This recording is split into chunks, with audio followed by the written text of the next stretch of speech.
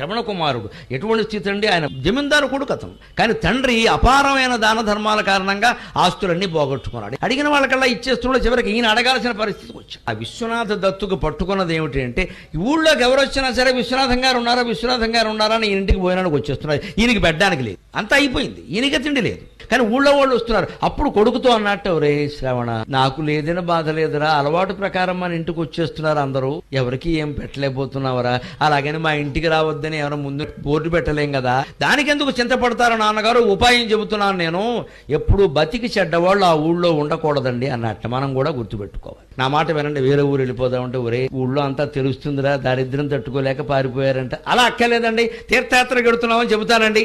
ఎలా పెడతావరా, మనకి బస్సు ఎక్కేందుకు కూడా డబ్బులే, ప్రభుత్వం వారు ఉచిత తీర్థయాత్ర పథకం కూడా పెట్టారు ఈ మధ్యన, అవి ఏమీ లేవురా, ఎలా పెడతాడు, మీకెందుకండి, నేను కావల్లో కూర్చోబెట్టుకుని తీసుకుపెడతాను. అది శ్రవణ కుమారు తల్లిదండ్రులు మనం చూడాల్సిన విధానం.